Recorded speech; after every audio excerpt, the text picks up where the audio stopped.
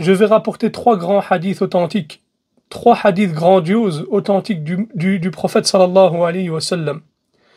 Et j'invite tout particulièrement les femmes et la femme musulmane à méditer et à réfléchir sur les enseignements que ces hadiths contiennent. Et il n'y a de doute, ya akhawat, et on voit maintenant comme la femme musulmane est attaquée de toutes parts, et surtout dans les pays non musulmans. Elle est attaquée pour son voile, elle est attaquée pour sa dignité, elle est attaquée pour sa pudeur. Ils veulent la voir tomber dans la mécréance comme ils sont tombés dans la mécréance. C'est pour ça qu'il faut faire attention. Et il faut prendre ses précautions. Et il faut connaître ces hadiths du prophète sallallahu alayhi wa sallam. Le premier hadith, d'après Abi Sa'id al-Khudri, radiyallahu anhu, le prophète sallallahu alayhi wa sallam est sorti prier pour la fête du sacrifice, ou la fête de la rupture du jeûne du mois de Ramadan, vers le lieu réservé pour la prière. Puis il passa, c'est-à-dire qu'il est passé vers chez les femmes, et dit: ô vous les femmes, soyez généreuses en dons, car il m'a été donné de voir que la majorité des habitants de l'enfer sont des femmes. Les femmes ont alors demandé: pour quelle raison, ya Rasulallah? Il dit sallallahu alayhi wa sallam: vous souhaitez souvent la malédiction aux autres, et vous êtes ingrates envers vos maris.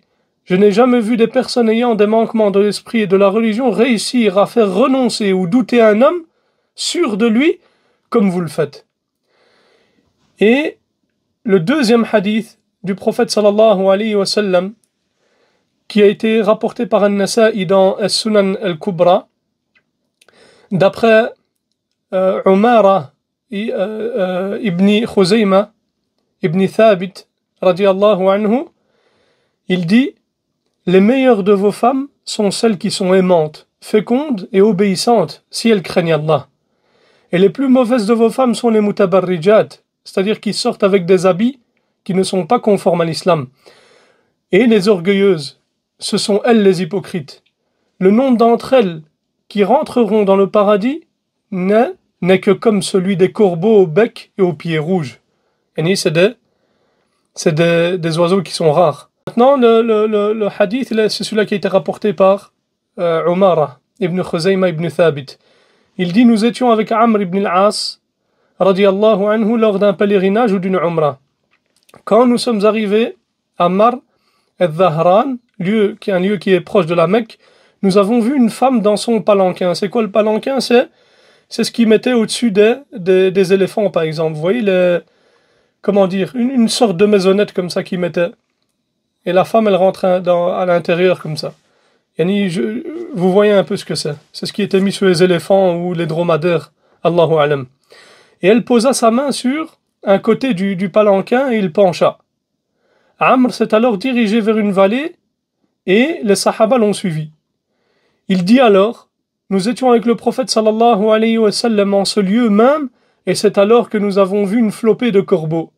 Et il y avait parmi eux un seul corbeau dont les ailes, les pattes et le bec étaient blancs.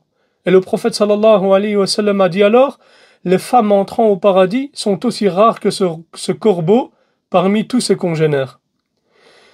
Ici le cheikh nous dit: ô toi ma sœur, médite profondément sur ces trois hadiths du prophète sallallahu alayhi wa sallam. Le prophète sallallahu alayhi wa sallam a évoqué l'enfer et il a informé que la majorité de ses habitants sont des femmes. Il a également parlé du paradis en mentionnant que peu de femmes y entreraient. Et ce n'est pas là une parole pour désespérer la femme de la miséricorde d'Allah.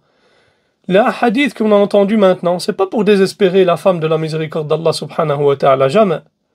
Mais c'est plutôt un conseil, un avertissement de la part du prophète sallallahu alayhi wa sallam envers les femmes, afin de les mettre en garde contre ce qui cause la colère d'Allah subhanahu wa ta'ala et entraîne son châtiment.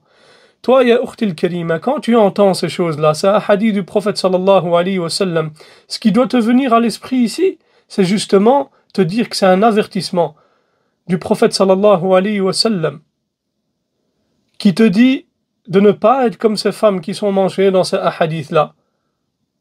Au contraire, tu dois être comme te l'a ordonné ton Seigneur et ton messager sallallahu alayhi wa sallam.